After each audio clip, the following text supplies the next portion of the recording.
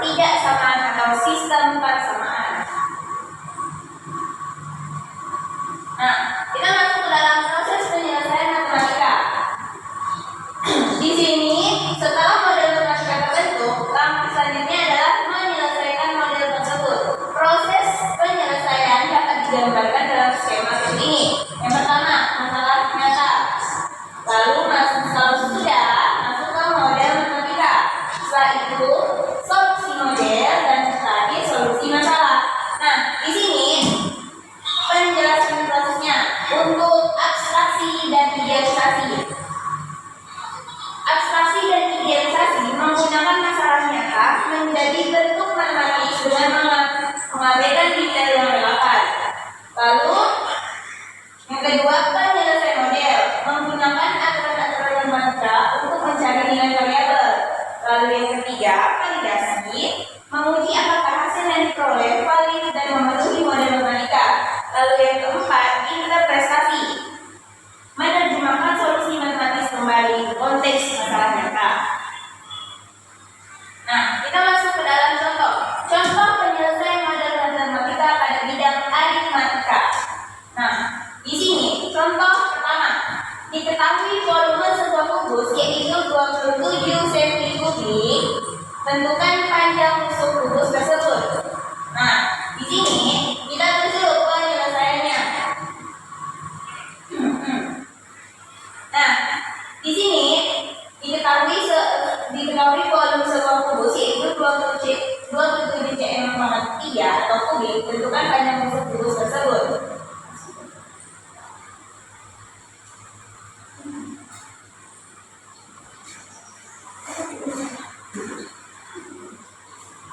Nah, di sini yang seperti yang kita tahu,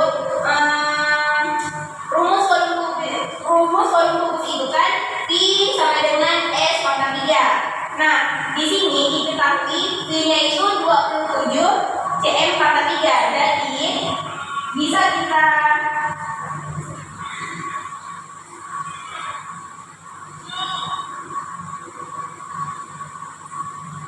kita tulis karena tadi itu V sama dengan S pangkat 3. Jadi bisa kita tulis karena V-nya itu 27, berarti bisa kita tulis 27 cm pangkat 3. Nah, 27 sama dengan S pangkat 3. Nah,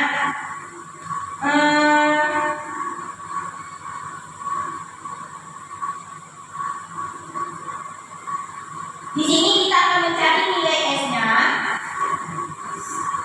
Nah, karena kita mencari nilai S-nya, berarti kita tulis kayak gini. S sama dengan 3 akar 27. Nah, faktor dari faktor dari 27 itu kan 3 pangkat 3. Jadi bisa kita lihat, bisa kita simpulkan berarti S itu sama dengan 3. Berarti rumus volume satu kubus adalah sisi kali sisi kali sisi atau disingkat dengan S pangkat 3 yang diketahui sama dengan 27 cm pangkat 3 atau S pangkat 3 sama dengan 27. Sehingga panjang sisi atau rusuk dari kubus tersebut adalah sama dengan 3 cm. Lalu kita masuk ke contoh kedua. Contoh kedua, pertambahan penduduk di kota 5 tiap tahun mengikuti aturan baris geometri. Tahun 2005 pertambahannya sebanyak 6 orang dan pada tahun 2007 sebanyak 54 orang. Tentukan pertambahan penduduk pada tahun 2010. Nah, di sini penyelesaian. Misalkan pertambahan penduduk pada tahun 2005 adalah 1 sama dengan 6 dan pertambahan penduduk pada tahun 2007 adalah 3 sama dengan 4. Pertambahan penduduk di kota 5 mengikuti aturan barisan geometri, maka diperoleh begini.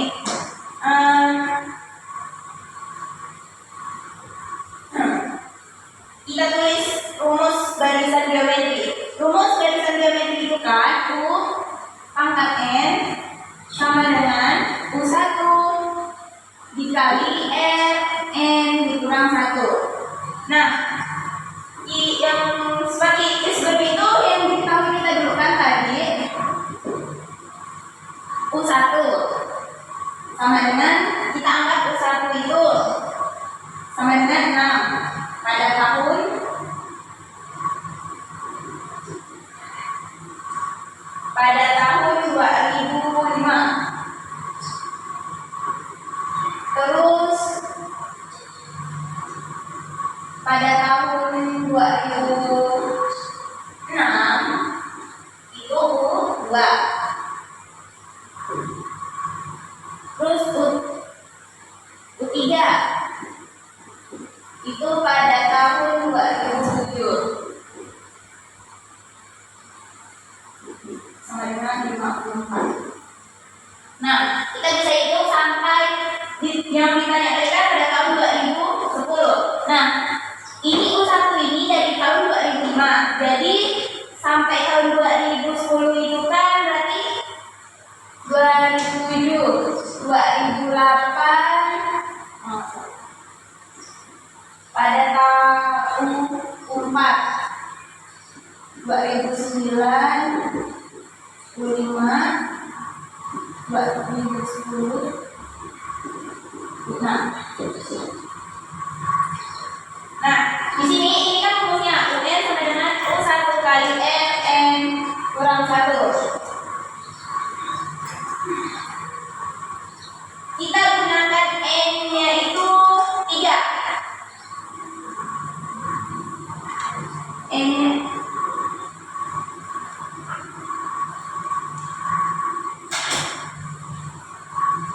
kita gunakan N-nya itu sama dengan 3.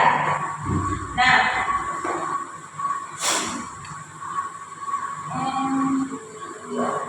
kita pakai ini ya. U3 ini pada baru 2007. Berarti U3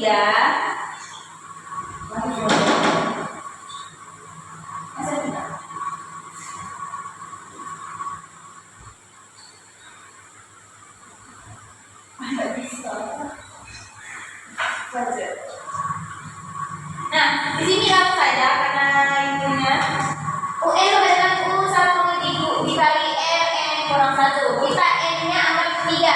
Berarti U3 sama dengan U1 dikali R3. 3 dikurang 1 berarti 2. Berarti R-nya 2. Nah, U3 sama dengan U1 itu berapa? U1 tadi kan 6. Di sini. Nah, 6. Kita anggap tadi U1 6. Berarti U3 sama dengan 6 dikali R pangkat berapa ya? R pangkat 2. Jadi R pangkat 2 sama dengan 54 per 6. 54 per 6 itu kalau disederhanakan jadi 9. Nah, jadi R itu sama dengan 3. Nah, karena R-nya udah diketahui jadi 3, kita langsung saja di sini. Untuk nilai R3, 3 mungkin merupakan penyelesaian masalah karena akan mendapatkan hasil negatif. Jadi, yang digunakan adalah nilai R3-nya. Nah, di sini kita akan mencari pertambahan penduduk pada tahun 2010. Kita langsung saja untuk menentukannya. Tadi kan sudah sampai 2010 itu di U6. Nah, kita tulis U6 itu sama dengan U6 U1 kali R 6 dikurang 1. Nah, berarti U1 kan 6 dikali 3 pangkat 5. Nah, 3 pangkat 5 itu 3 pangkat 5 itu kan 243. Jadi 6 dikali 243 hasilnya itu 1458 orang. Lalu kita masuk ke dalam bidang aljabar. Nah, di contoh Nadia mengendarai sepeda motor dengan kecepatan 40 km per jam dari tempat yang sama. Sejam kemudian Sinta mengendarai sepeda motor ke arah yang sama dengan kecepatan 56 km per jam. Tentukan setelah berapa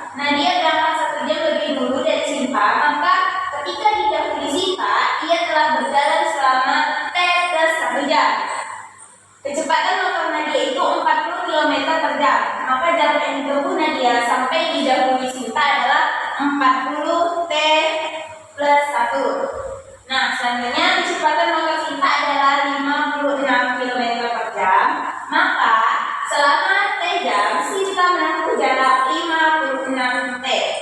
Pada saat Sinta mendahului Nadia, berarti jarak yang ditempuh adalah sama, sehingga diperoleh model matematika yang merupakan persamaan linear dengan satu variabel, yaitu 40 dalam kurung T tambah 1 sama dengan 56 T. Penyelesaian persamaan linear 40 T plus 1 sama dengan 56 T adalah sebagai berikut. Nah, di sini 40 dalam kurung T tambah 1 sama dengan 56 T. 40 T ditambah 40 T sama dengan 56 T. Terus kita pindahkan 56 T dikurang 40 T sama dengan 40. Lalu sudah dikurang jadi 16 T sama dengan 40. Nah, T sama dengan ini kita pindahkan, berarti 40 dibagi 16 hasilnya itu 2,5. Jadi Sinta mendahului Nadia setelah ia berjalan selama 2,5 atau 2,5 jam. Kita masuk ke contoh ketiga pada bidang geometri dan pengukuran. Diberikan sebuah kotak dengan ukuran panjang, lebar, dan tinggi masing-masing sama dengan 60, 54, dan 42 cm. Diberikan pula beberapa kubus kecil dengan panjang membusuk sama dengan 6 cm. Tentukan berapa banyak kubus yang dapat dimasukkan dalam kotak. Nah, di sini diketahui tadi panjang, lebar, dan tinggi suatu kotak yaitu 60, 54, dan 42, sehingga diperoleh volume kotak itu sebesar 60 kali 54 kali 42, yaitu 136,80 cm3. Nah, diketahui juga pula untuk sebuah kubus yaitu 6 cm, sehingga volume kubus tersebut adalah 6 kali 6 kali 6, yaitu 216 cm3. Nah, yang ditanyakan itu banyak kubus yang dapat dimasukkan dalam kotak. Banyak kubus yang dapat dimasukkan dalam kotak dapat kita tentukan dengan cara sebagai berikut. Misalnya, banyak kubus tersebut adalah N, maka N sama dengan volume kotak dibagi volume kubus. Nah, volume kotak itu tadi 136,80, terus volume kubusnya itu 216. Kita langsung sederhanakan berbagi, yaitu 630. Jadi banyaknya kubus yang dapat dimasukkan dalam kotak tersebut adalah sebanyak 630 kubus. Nah, baik, materi selanjutnya akan disampaikan oleh rekan saya. Silakan Kak Dini. Baik, kita masuk di contoh di trigonometri, di mana contohnya itu sebuah tempat air minuman berbentuk tabung dengan tinggi tabung itu 15 cm dan jari-jari alasnya 4 cm. Pada tabung tersebut diletakkan sedotan dengan posisi seperti pada gambar. Nah, ini jadi gambarnya yang dimana tingginya itu 15 dan jari-jari alasnya berarti dari tengah sini itu 4 cm. Lalu tentukan panjang sedotan tersebut. Kita mencari panjang sedotan. Penyelesaiannya ialah diketahui tinggi dari jari-jari alas tersebut. Sebuah tabung tempat air minum adalah 15 cm dan 4 cm, sehingga diameter tabung adalah 8 cm. Di mana diameter itu kan adalah satu garis dengan satu full jari-jari. Nah, berarti 4 ditambah 4 maka menghasilkan 8 cm di diameternya. Lalu ditanyakan panjang sedotan yang diletakkan pada tabung. Misalnya panjang sedotan tersebut adalah X, maka dengan menggunakan dalil Pythagoras kita dapat menentukan nilai X, yaitu sebagai berikut. Kita ketahui sendiri yaitu rumus dari Pythagoras adalah C sama dengan akar A pangkat 2 ditambah B pangkat 2. Jadi mana kita mencari panjang dari sedotan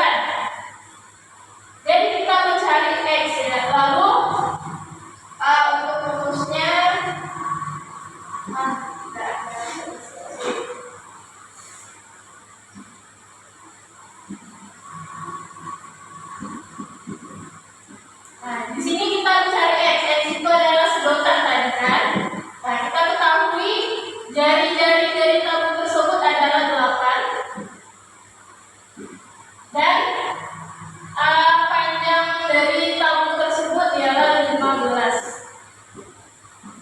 Maka kita sederhanakan, 8 pangkat 2 itu 64 dan 15 pangkat 2 itu ialah 225. Nah, karena di sini dia X pangkat 2, maka akar ketemu pangkat itu bisa langsung dicoret menghasilkan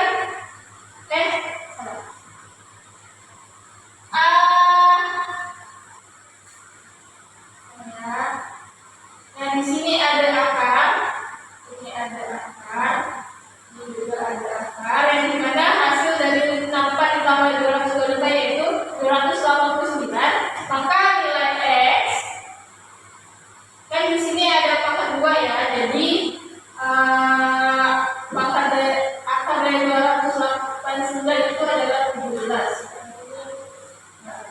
Jadi panjang sedotan yang dicari adalah 17 cm. Jadi panjang sedotan ini 17 cm. Lalu kita lanjut ke kedua, contohnya adalah dalam sebuah ruangan pertunjukan teater masih tertinggal 5 kursi kosong, tetapi masih ada 9 orang yang akan memasuki ruangan pertunjukan tersebut. Tentukan ada berapa cara kursi kosong tersebut dapat diduduki oleh ke-9 orang tersebut. Penyelesaiannya ya, masalah di atas tidak mempertimbangkan urutan orang yang akan menduduki kelima kursi di ruang pertunjukan.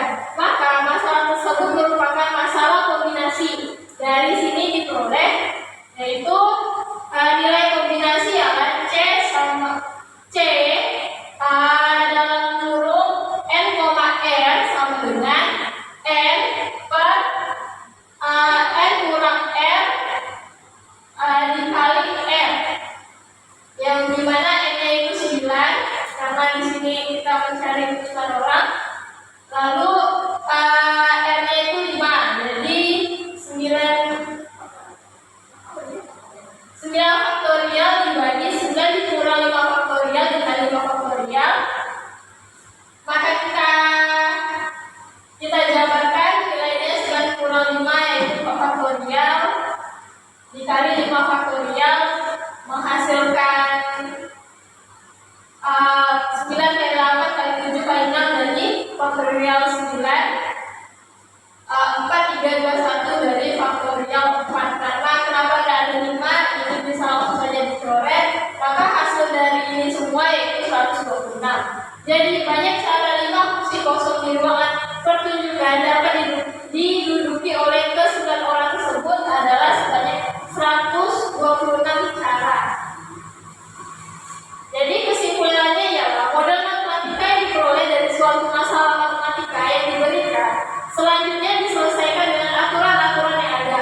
Penyelesaian yang diperoleh perlu diuji untuk mengetahui apakah penyelesaian tersebut valid atau tidak. Hasil yang valid akan menjawab secara tepat model matematikanya dan disebut solusi matematika.